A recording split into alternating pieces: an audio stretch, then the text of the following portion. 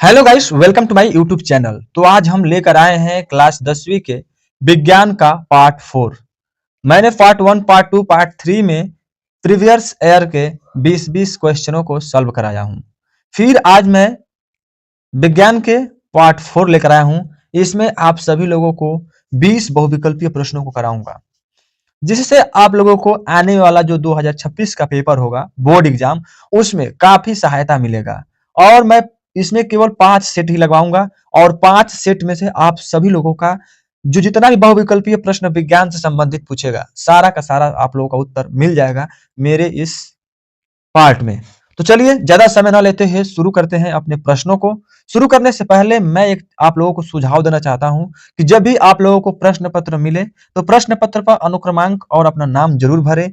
उसके बाद से जो 15 मिनट बचता है पेपर पढ़ने के लिए दिया जाता है बच्चों को, तो आप लोग 15 मिनट पेपर पढ़ने में लगाएं, क्योंकि 15 मिनट में आप अच्छे से पेपर का एनालाइज कर लेंगे। तो जरूरी है जो 15 मिनट मिल रहा है उसमें अपने प्रश्न पत्र को पढ़ने के लिए। चलिए शुरू करते हैं प्रश्न नंबर 1 को। बाकमिस्टर फ्लोरीन एक अपरूप है, किसका? क फास्फोरस का, ख सल्फर का, ग कार्बन का, घ टीन का।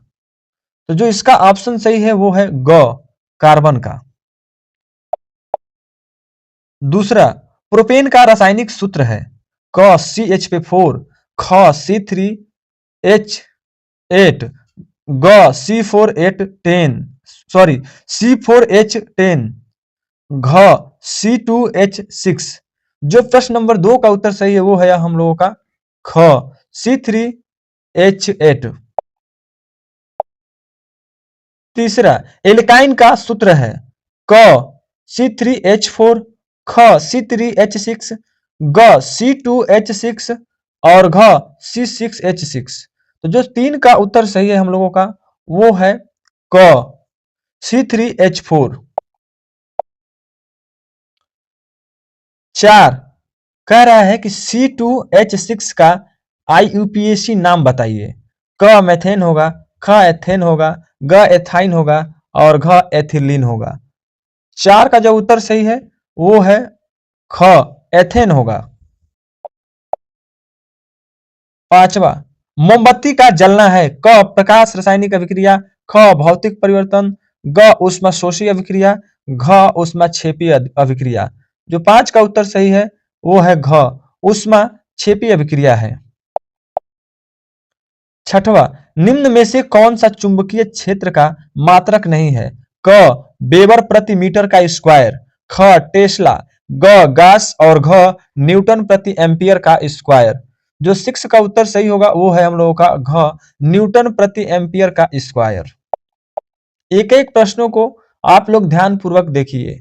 7वां, परिवर्तनशील चुंबकीय क्षेत्र के कारण किसी चालक में उत्पन्न प्रेरित विद्युत धारा की दशा का आकलन निम्नलिखित नियमों में से किया जा सकता है। क दाएं हाथ का अंगूठा का नियम, ख ओम का नियम, ग फ्लेमिंग के बाएं हाथ का नियम और घ फ्लेमिंग के दाएं हाथ का नियम। जो 7 का उत्तर सही है वो है घ फ्लेमिंग के दाएं हाथ का नियम।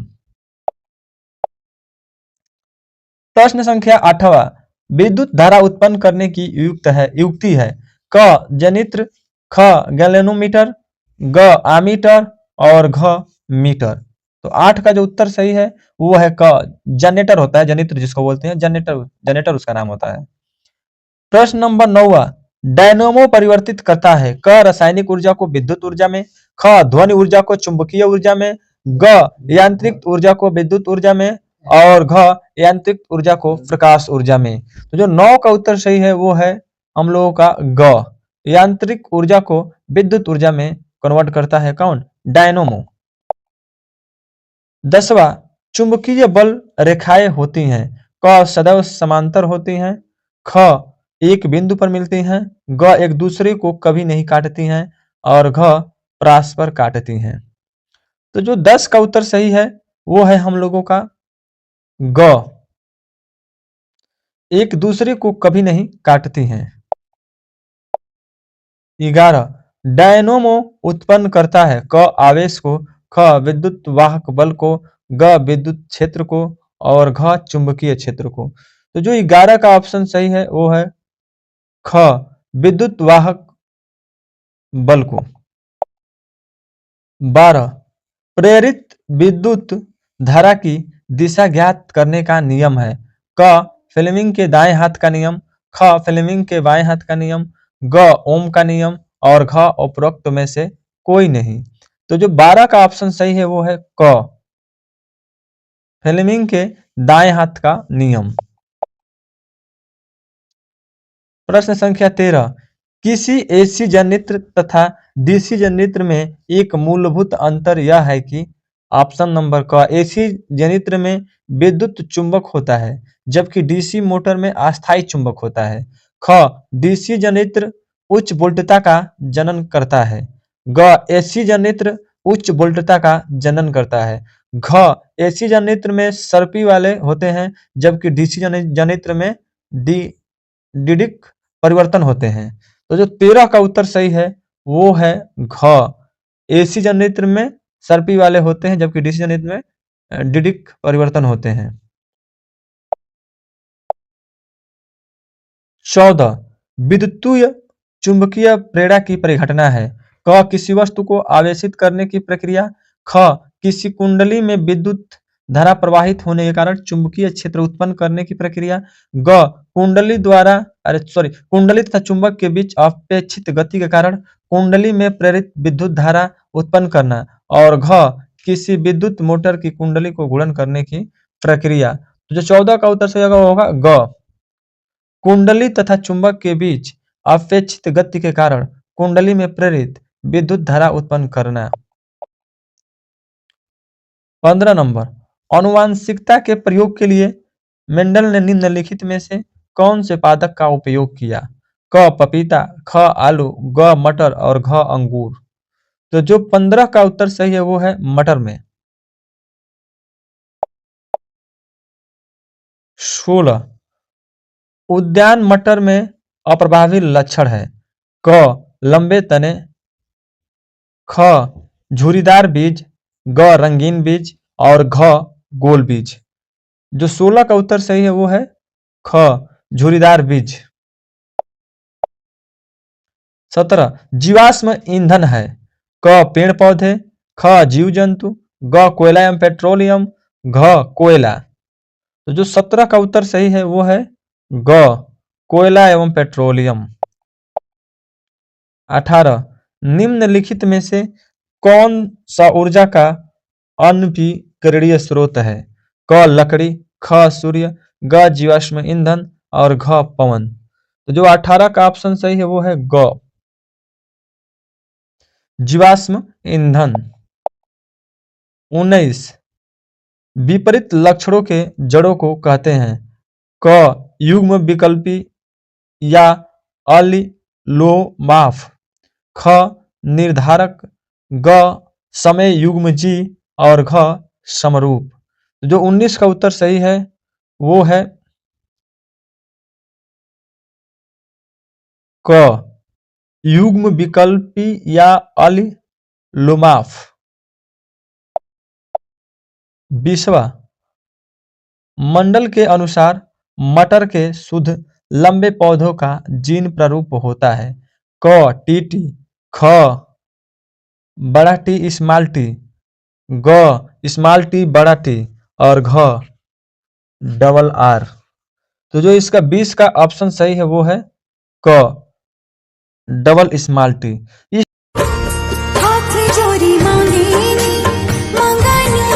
मैग्नीशियम धातु का वायु में जलना एक उदाहरण है। क, भौतिक परिवर्तन, ख, रासायनिक परिवर्तन का, ग, उत्क्रमणीय अभिक्रिया और घ, इनमें से कोई नहीं। तो पहला का उत्तर सही होगा ख, रासायनिक परिवर्तन है। दूसरा देखिए, Fe2O3 plus 2Al equal to जब बनेगा ये तो बनेगा Al2O3 प्लस 2Fi। कह रहा है कि दी गई अभिक्रिया किस प्रकार की है।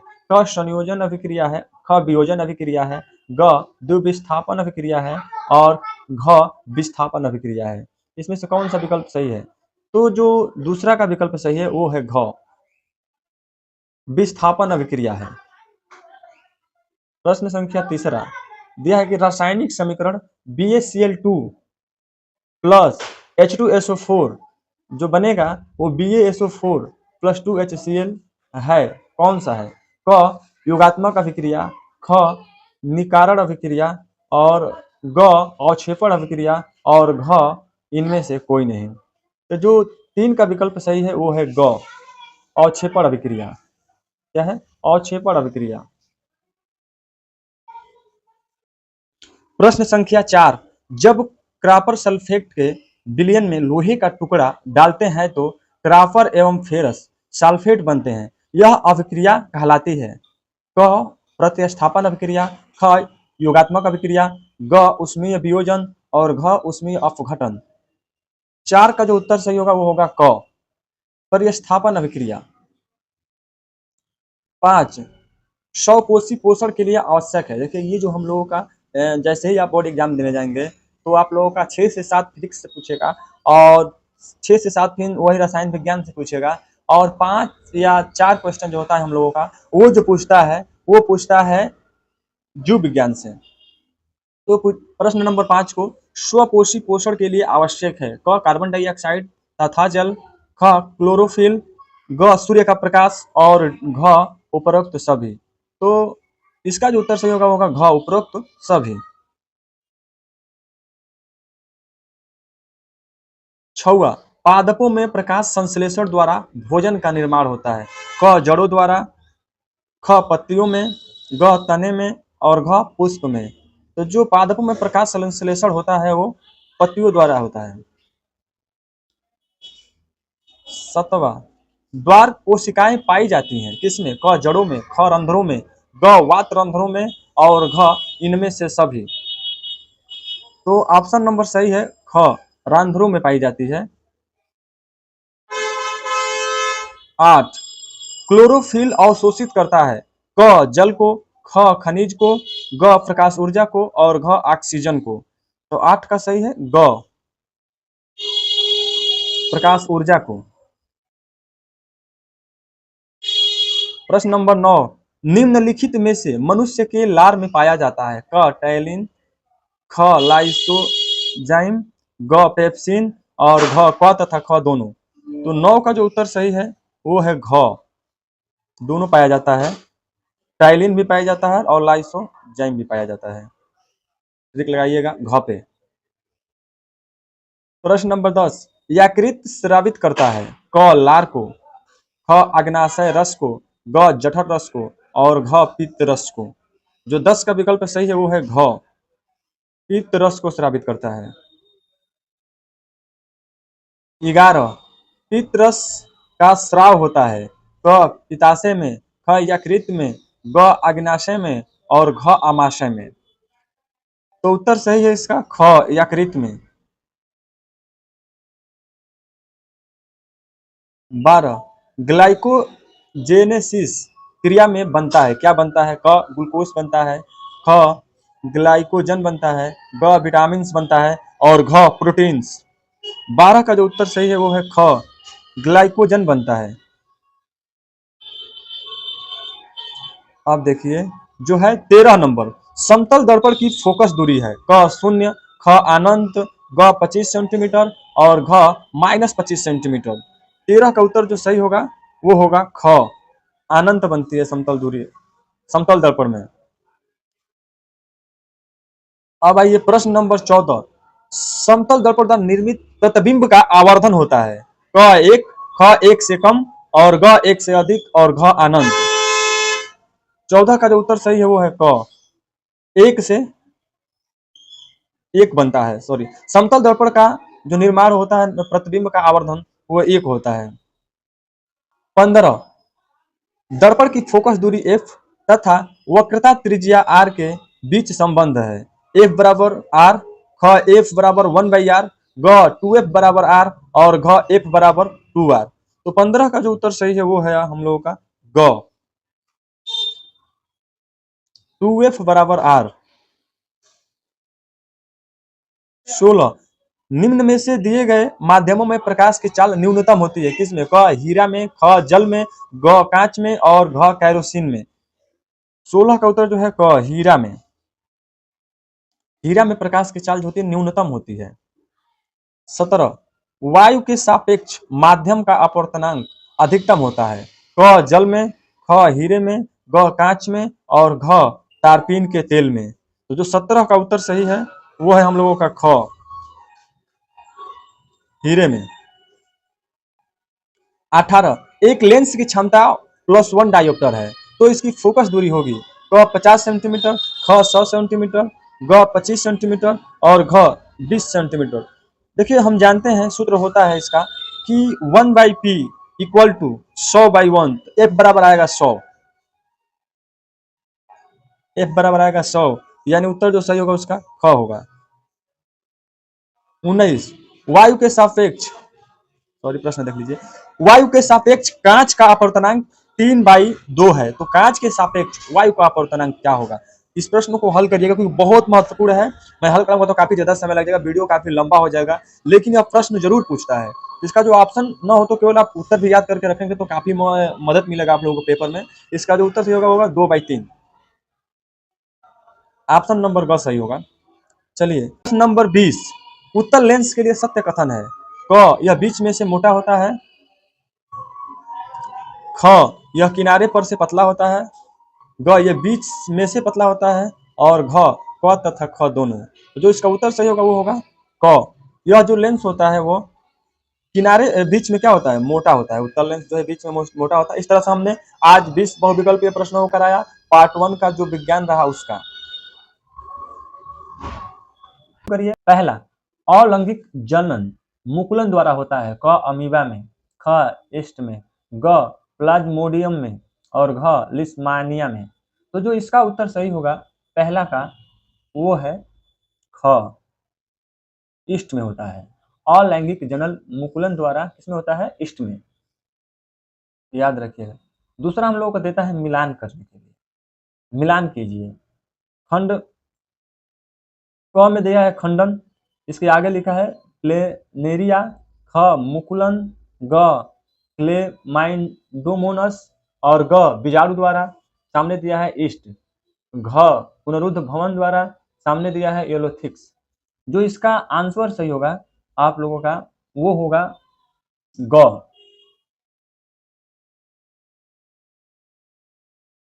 ग को मिलाएंगे, देखिए 4 3 और 2 1, जो है 4 को मिला दीजिए आप लोग ए से और 3 को मिला दीजिए। देखिए हम क ख ग में बांटे हैं तो इस तरह से आप लोग मतलब जो है इसमें ABCD हम लिख दिए हैं, सॉरी जो ये कोड हम लिखे हैं वो ABCD लिख दिए हैं गलती से। तो इस तरह से नहीं, यहाँ पे क्या रहना चाहिए, क ख ग और घ रहना चाहिए, इधर भी क ख घ रहना चाहिए। तो इसके लिए मैं क्षमा मांगता हूँ आप लोगों से। देखिए ग जो ऑप्शन है 4 को मिलाइए किससे, क से, यानी ए की जगह पे क्या रहेगा, ए की जगह पे आप लोगों का नीचे जो रहेगा वो क रहेगा और बी की जगह पे आप लोगों का ख रहेगा। यही मैं गलती हो गया, नहीं लिख पाया हूँ, तो इस तरह से समझ जाइएगा। यहाँ पे ए की जगह पे क रहेगा, बी की जगह पे ख रहेगा, सी की जगह पे ग रहेगा और डी की जगह पे घ रहेगा। जब आप लोग 4 को मिलाएंगे यानी यूलोथिक्स को हम लोग क पे ले जाएंगे। अब क पे देखना पड़ेगा क्या है, 4 को हम लोग मिलाएंगे किससे, 4 को हम लोग मिलाएंगे क से, 4 को हम लोग मिलाएंगे क से। क में खंडन, खंडन एथलिक्स जो है वो खंडन से मिलेगा। इस तरह से मिलान आप लोग कर लीजिएगा। वो जो उत्तर सही होगा वो होगा आप लोगों का ये ग।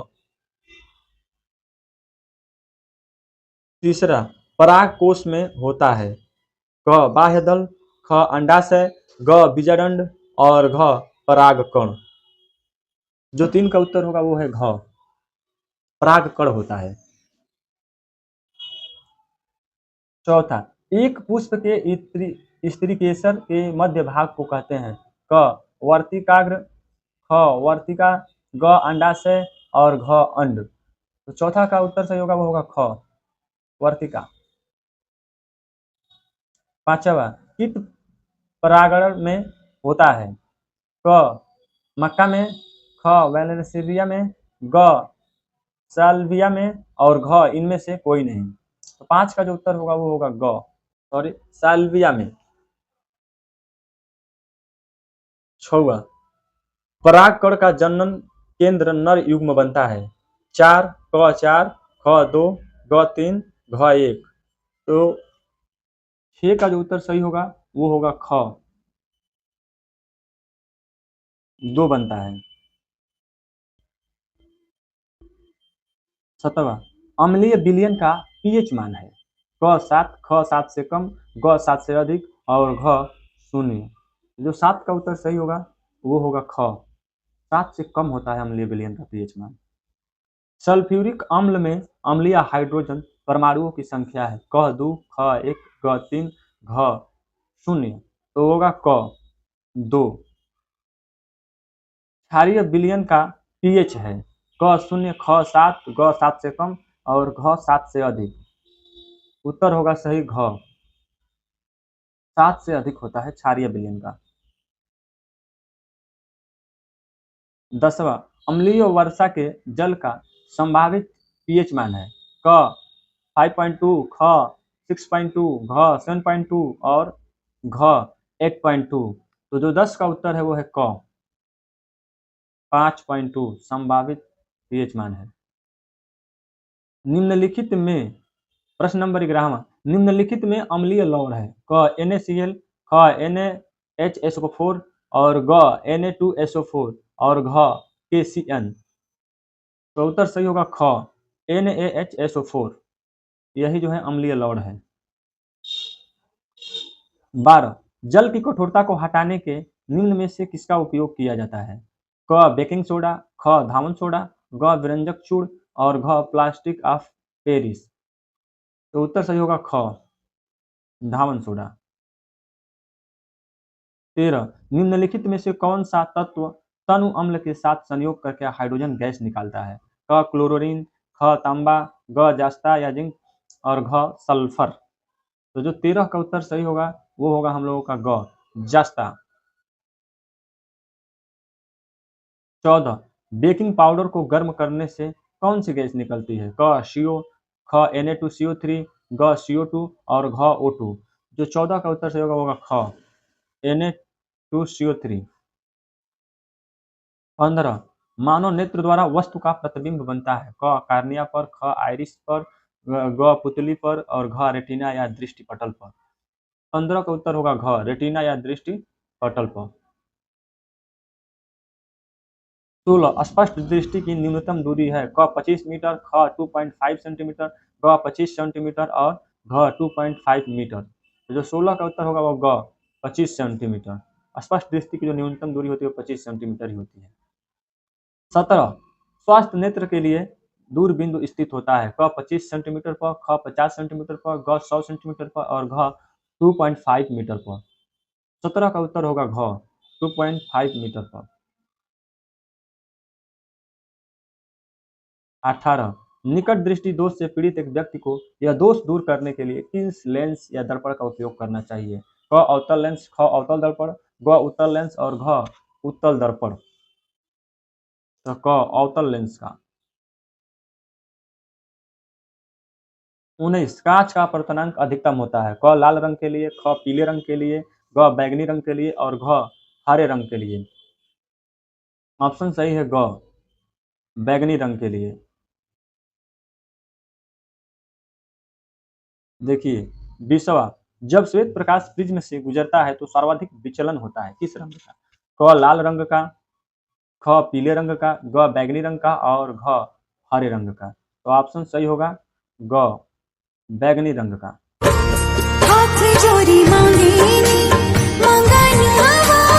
प्रश्न नंबर 1, एक इलेक्ट्रॉन के आवेश होता है -91 गुणे 10 के पावर -19 कूलम, ख -1.6 गुणे 10 के पावर -19 कूलम और ग प्लस 9.1 गुणे 10 के पावर -19 कूलम और घ प्लस 1.6 गुणे 10 के पावर -19 कूलम। तो ऑप्शन नंबर जो उनका सही होगा वो होगा ख।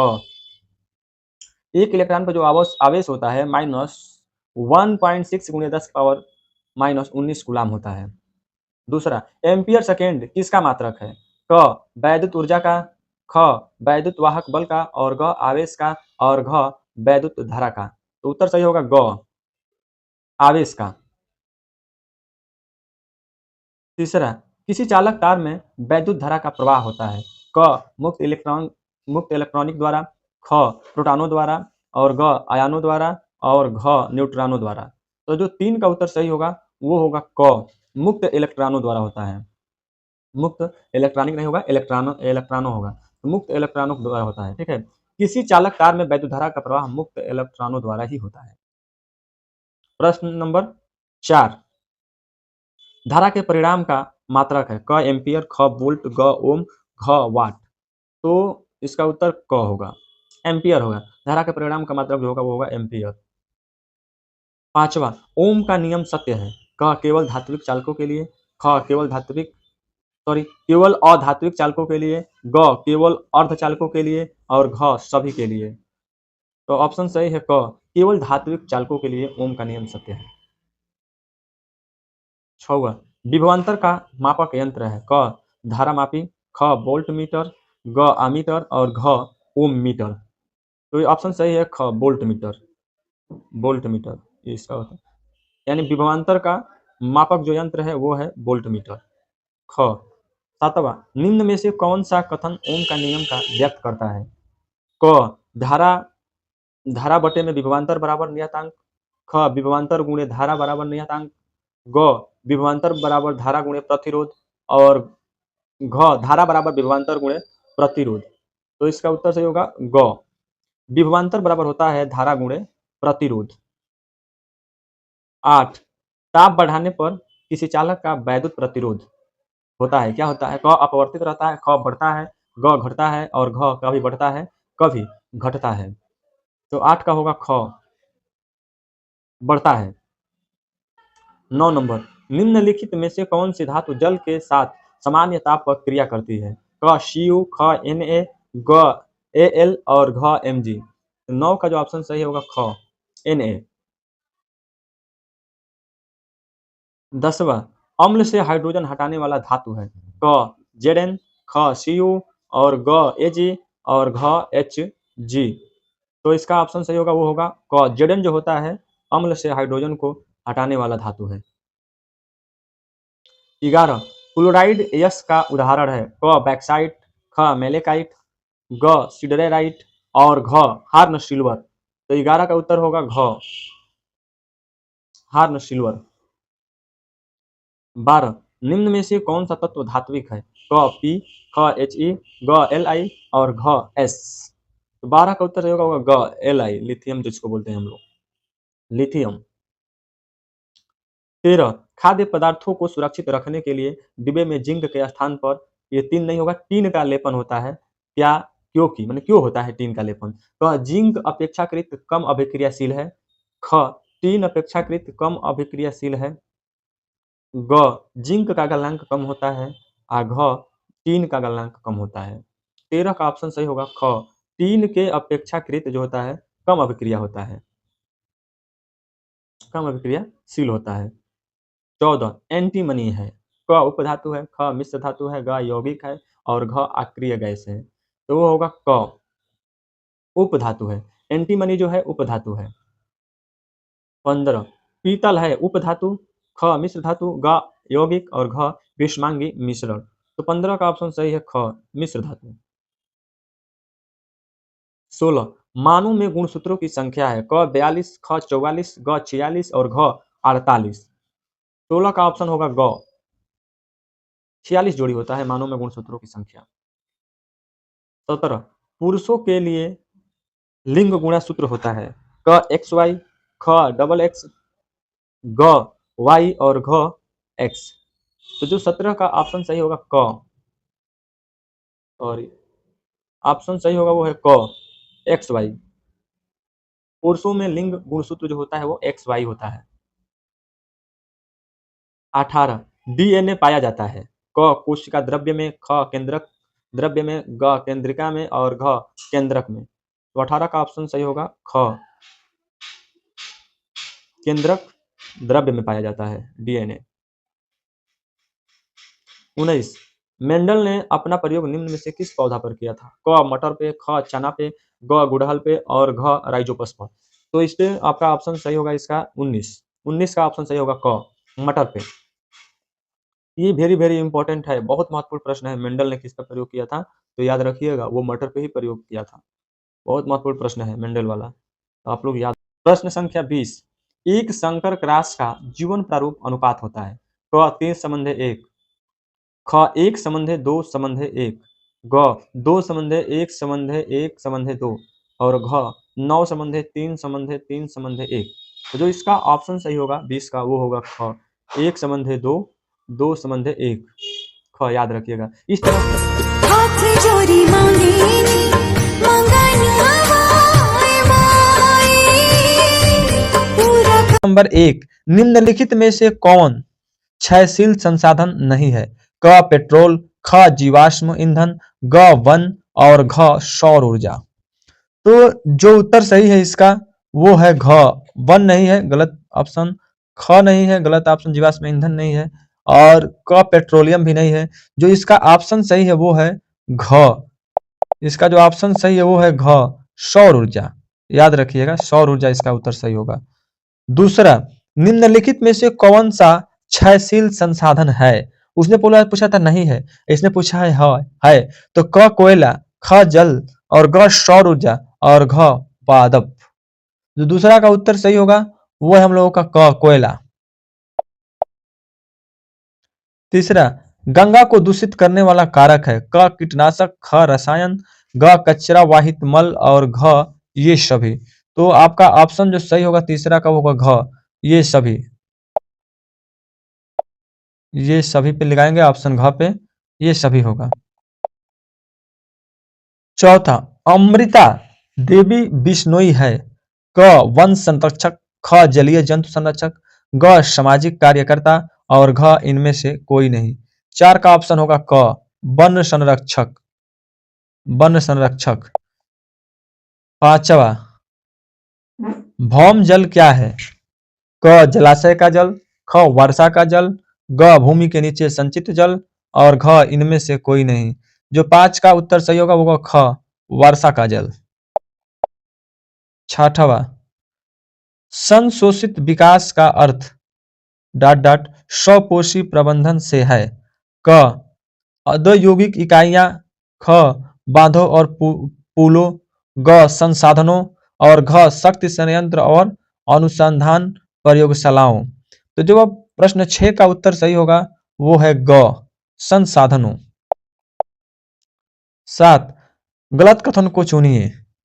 क वन पहाड़ियों को आवास प्रदान करते हैं, ख वन अधिक जैव विविधता रखते हैं, ग वन मृदा और संरक्षण नहीं करते हैं, घ वन जल को संरक्षित करते हैं। तो जो 7 का उत्तर सही है वो होगा ग वन मृदा और संरक्षण नहीं करते हैं। 8वां, निम्न में से नगरपालिका ठोस अपशिष्ट नहीं है। क टूटे फर्नीचर, ख खाली प्लास्टिक का ड्रम, ग सब्जियों के छिलके और घ टूटे शीशे। जो 8 का ऑप्शन सही होगा वो होगा ख खाली प्लास्टिक का ड्रम। 9वां, घरों के कचरे में होता है। क अजैव निम्नीकरण, ख जैव निम्नीकरणीय प्रदूषक, ग हाइड्रोकार्बन्स और घ इनमें से कोई नहीं। जो 9 का उत्तर सही होगा वो होगा हम लोगों का ख जैविक निम्नीकरणीय प्रदूषक। 10वां, निम्न में से नगरपालिका ठोस अपशिष्ट नहीं है। इस प्रश्न को ऊपर भी कराए हैं और फिर से दोबारा रिपीट हो रहा है, तो आप लोग ध्यान से इस प्रश्न को याद करिएगा कि निम्न में से नगरपालिका ठोस अपशिष्ट नहीं है। क टूटे फर्नीचर, ख खाली प्लास्टिक ड्रम और ग सब्जियों के छिलके और घ टूटे शीशे। जो इसका ऑप्शन सही है वो है ख खाली प्लास्टिक ड्रम। तो इस तरह से ये 10 मैंने आज प्रश्न कराया और 10 प्रश्नों के साथ पूरा क्लास 10वीं के बहुविकल्पीय प्रश्नों का समापन हुआ। अब हम शुरू करेंगे अति लघु उत्तरीय प्रश्नों को।